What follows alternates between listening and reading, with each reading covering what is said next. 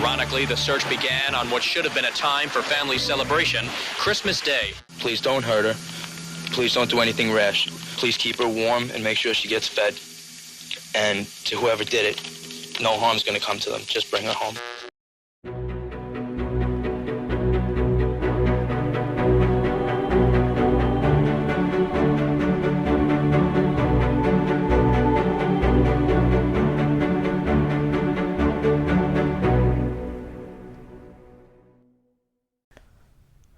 On the night of December 24th, 1987, Matthew Solomon arrived home with all the makings of a special Christmas Eve dinner: lobster, clams, and Lisa's favorite, shrimp cocktail.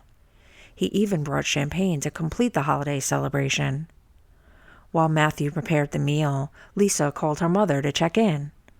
She reassured her that she'd be over later to take her to midnight mass, a family tradition that Lisa cherished. After dinner, Lisa and Matthew moved to the living room. Lisa, excited to unwind, queued up her favorite soap opera, All My Children, on the VCR. But when she glanced over at Matthew, she noticed he had dozed off. Her frustration grew.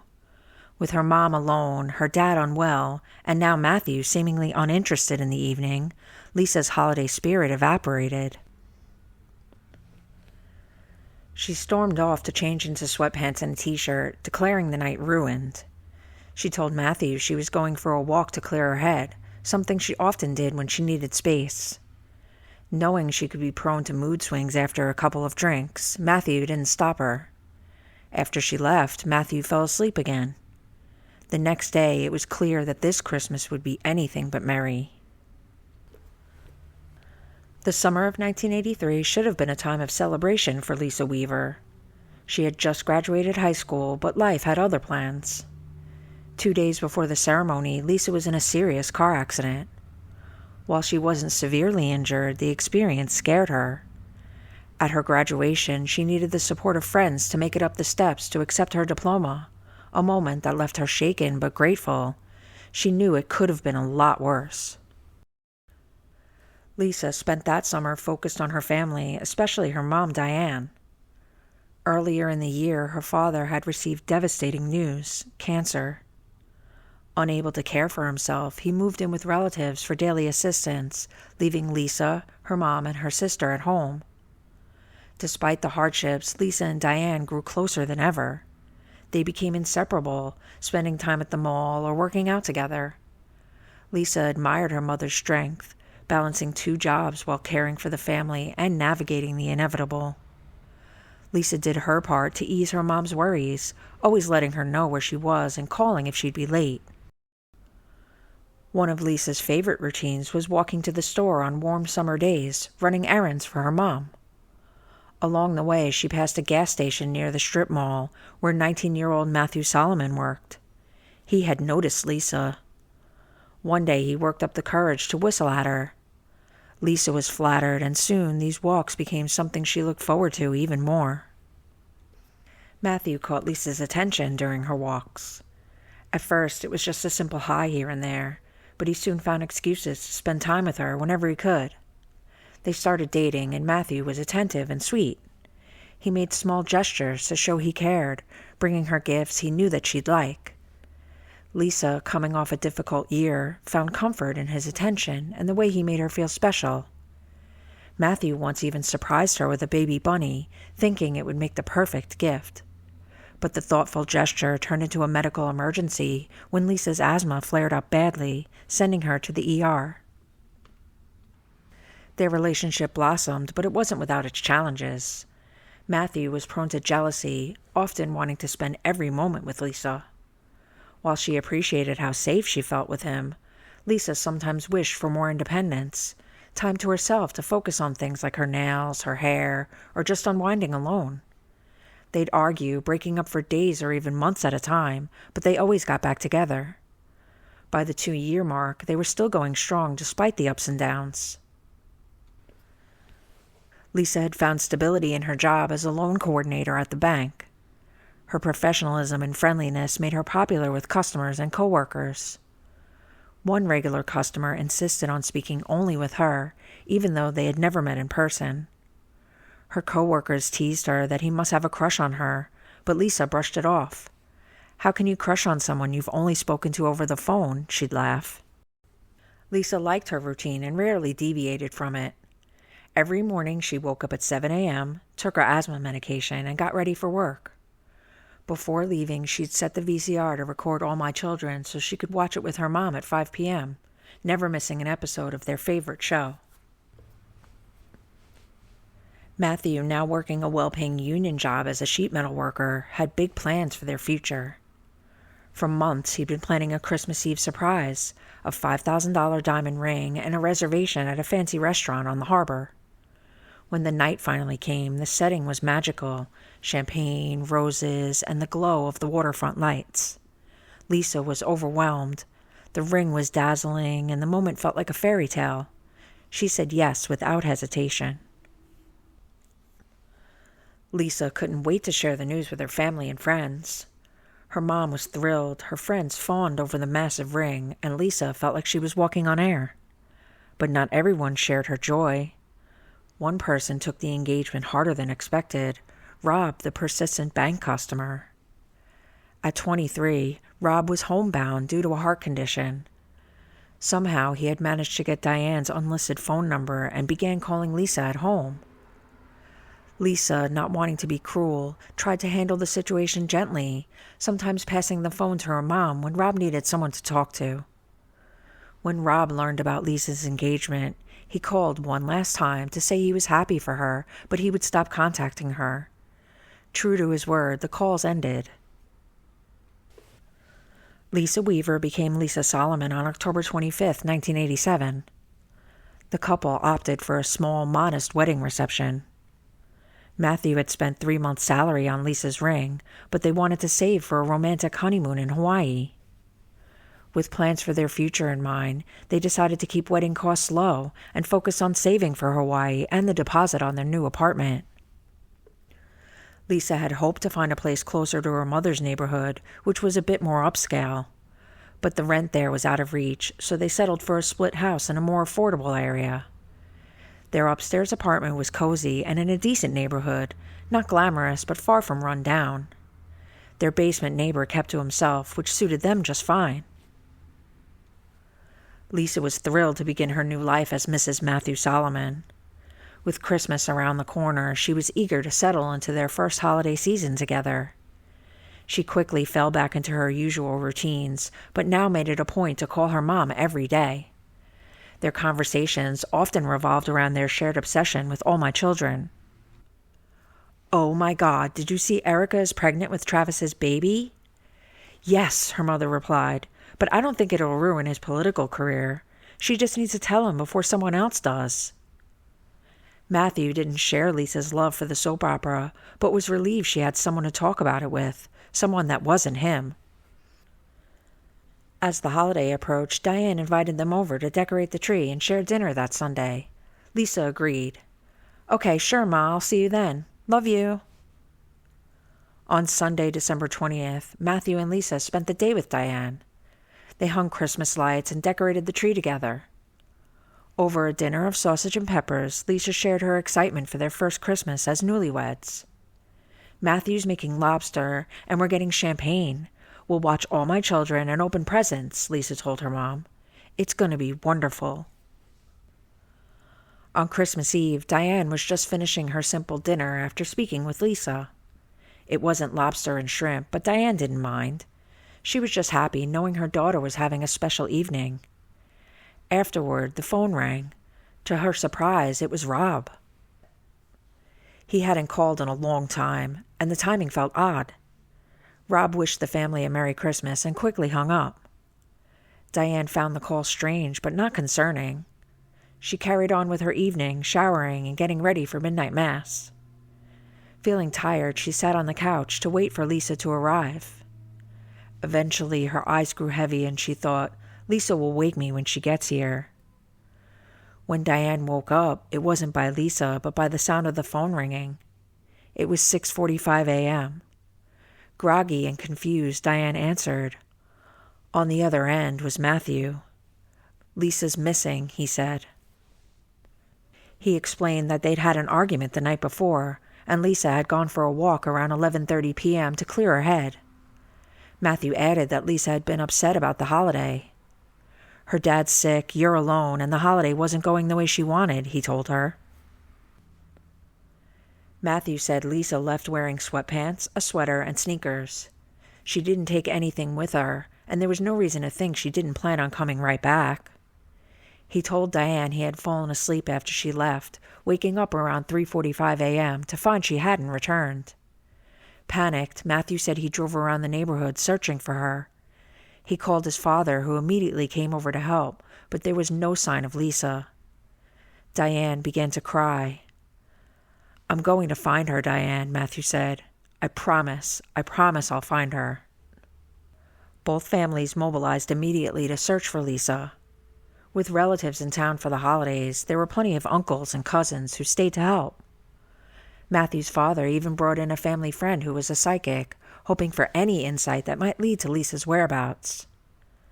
Lisa's sister and cousin handed out flyers when they weren't joining the volunteer search teams combing the area. The search effort grew quickly, with hundreds of volunteers involved. Matthew's brother, a former police officer from Texas and a member of 2 motorcycle clubs, used his connections to expand the search. His efforts brought in 3 local biker clubs to assist, providing additional manpower. The couple's apartment became the command center for volunteers, with maps, search plans, and updates. To ensure he was reachable at all times, Matthew got a pager and stayed on call 24/7 in case there were any developments. He also worked with the media, making public pleas for help in finding Lisa. I have to think she is, because when you give up hope, that's when you stop doing anything, and I'll never stop doing it. So yeah, she's alive. She's alive somewhere, and I'm going to find her. The police mounted their own robust search, deploying 3 K-9 units, a dozen detectives, and 2 helicopters. While they worked in parallel with the volunteer teams, they maintained a separate investigation and kept most of their findings under wraps. They followed every lead, even those provided by the psychic and volunteers. One such lead was Rob, the man who frequently called Lisa in the past and had recently contacted Diane. The timing of his call on Christmas Eve stood out, raising questions. Police named Rob a person of interest, but they stopped short of calling him a suspect. Nearly a week had passed since Lisa disappeared, and the search showed no signs of slowing. Volunteers continued to comb the area, but hope was beginning to fade. Lisa had left the house without her asthma medication, something she depended on daily. What made the situation even more concerning was how out of character her disappearance seemed. Lisa was known for her routines and reliability.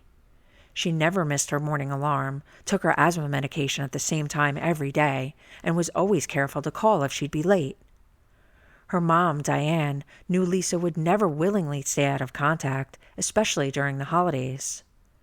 As the days stretched on without any word or trace of Lisa, an unsettling reality began to set in. This wasn't just a case of someone needing space. Something was very wrong. It was around 11:30 p.m., and a group of volunteers were still out searching for Lisa, even in the bitter cold. 2 members of the team decided to break away from the main group. Looking at a map, they felt drawn to a more remote area, a stretch of rural road about 2 miles from the Solomon home. It wasn't part of the planned search grid, but something about it felt worth exploring. As they looked through the area, their flashlights illuminated 3 black garbage bags discarded by the roadside. The first bag contained nothing unusual, just leaves. The second was the same. But when they opened the third bag, the discovery was what everyone had feared. Inside was the frozen, nude body of Lisa Solomon, tossed on the side of the road like a sack of garbage. With the discovery of Lisa's body, the case immediately shifted to a homicide investigation. An autopsy was ordered as detectives worked to piece together what had happened. Despite the mounting pressure, police remained tight-lipped, refusing to name any suspects or reveal much about the evidence. The autopsy results revealed Lisa had been strangled. Detectives sent the garbage bag for fingerprint testing, hoping it would provide a crucial lead in identifying her killer. Meanwhile, both families came together for Lisa's funeral. It was a solemn gathering, with loved ones mourning the young woman whose life had been cut tragically short. Among them was Matthew, visibly grieving and wearing Lisa's wedding ring on a chain around his neck, a small reminder of their short time as husband and wife. However, inconsistencies in Matthew's account of Christmas Eve began to surface. When interviewed on December 29th, Matthew made a peculiar comment to investigators. Referring to Lisa in the past tense, he said, "Lisa was beautiful." This detail, seemingly small, caught the attention of detectives. And as true crime enthusiasts, we know the use of past tense when speaking about a missing person is a huge red flag. Matthew also gave conflicting accounts of the timeline that night, offering different investigators varying times for when Lisa left the house. The discrepancies, ranging up to an hour, raised further suspicions. Adding to this, the detectives noticed a mark on Matthew's bicep during the interview. The mark, resembling a bite, seemed out of place and only deepened the questions surrounding his story. As detectives delved deeper into Lisa's life, interviews with her friends and colleagues revealed troubling details that cast doubt on the idea that Lisa would willingly go for a late-night walk alone. Lisa, as it turned out, was afraid of the dark. Her co-workers recall how she'd often ask them to walk her to the car if it was dark when she left work. The thought of her venturing out alone at 11:30 p.m. seemed entirely out of character. Friends also described Matthew's behavior in their relationship as overly protective, sometimes to an extreme. One friend recounted how Matthew would even wait outside the bathroom door for Lisa to finish, unwilling to let her out of his sight for long. These revelations painted a different picture of the couple's dynamic and raised more questions for investigators. Why would someone afraid of the dark suddenly decide to go for a walk so late at night? And why would Matthew, known for his watchful nature, not follow or stop her? A chilling account from the Solomons' landlord and downstairs neighbor cast an entirely new light on the events of Christmas Eve. The landlord told investigators he heard Matthew's shouts from the couple's living room, growing louder and more intense. What followed was the sound of footsteps, as if one person was chasing another across the apartment. Then came a bang, like someone being pushed into a wall, followed by the sound of Lisa crying. And then silence. On January 11th, 1988, Matthew was arrested. After waiving his Miranda rights, he gave confessions detailing the events of Christmas Eve. The truth about what had happened to Lisa began to emerge, revealing a horrifying sequence of events. At some point that night, an argument between the couple escalated.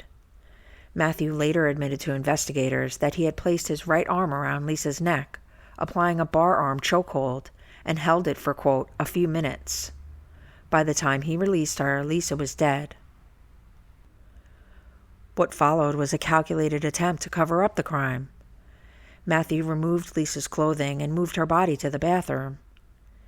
He then swapped their cars in the driveway so his vehicle would be closer to the street. Walking to a nearby 7-Eleven, he purchased plastic garbage bags and returned home. Matthew wrapped her body in 5 garbage bags. He placed the bundled remains in the trunk of his car and drove to a wooded area about 2 miles from their home, where he dumped her body.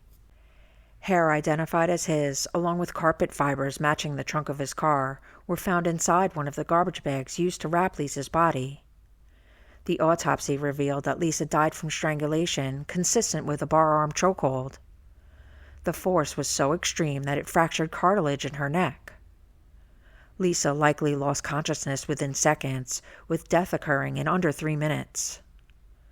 Additional injuries to her scalp, shoulders, and forearm suggested she could have been slammed against a wall during the struggle. Scratch marks on Matthew's neck and chin, a bite mark on his arm, and possible blood on the gold chain he wore further indicated a violent altercation. Compounding the tragedy was the fact that Matthew knew Lisa suffered from asthma and relied on medication twice daily, something that made the use of such a brutal method even more devastating. Matthew is charged with second-degree murder, specifically under the so-called depraved mind provision. This charge applies when someone's actions, while not necessarily intended to kill, demonstrate a blatant disregard for human life. In Lisa's case, Matthew's use of a chokehold was deemed reckless enough to meet this standard. Second-degree murder is a Class A felony in New York, carrying a potential penalty of 15 years to life in prison. At trial, Matthew claimed that the events of Christmas Eve began with Lisa intending to take a car ride by herself. He argued that he was trying to stop her, fearing she had drank too much to drive safely. Lisa's blood alcohol level was .16 at the time of her death, double the legal limit for driving, making her legally intoxicated. I just wanted her to stop, and I was begging her to stop. Stop what? Stop fighting and stop yelling and crying. How long did you grab her around the neck for? I hugged her for a couple of minutes. Matthew also tried to downplay the role of his own strength in her death, despite being significantly larger than Lisa. At 5'10", he outweighed her by nearly 50 pounds. He claimed that because Lisa was drunk, the force he applied wasn't excessive and that her intoxication contributed to her death. But the jury didn't believe him. Matthew was found guilty of second-degree murder and sentenced to 15 years to life in prison. After his conviction, Matthew attempted to appeal the verdict, citing several reasons, including claims that extensive media coverage had tainted his trial. However, this argument rang hollow, given that Matthew himself had initiated many of those interviews during the search for Lisa, actively seeking public attention. The court found no merit in his claims, and his appeal was ultimately denied.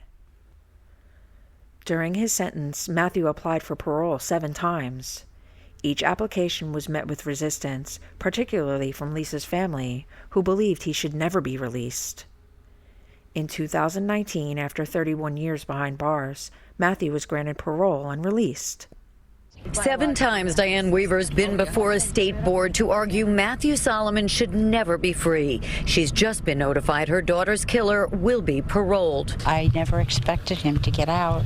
I thought the justice system would realize that he's a sociopath. The decision sparked outrage among Lisa's loved ones, who directed their anger at the political party in power, blaming its policies for his release.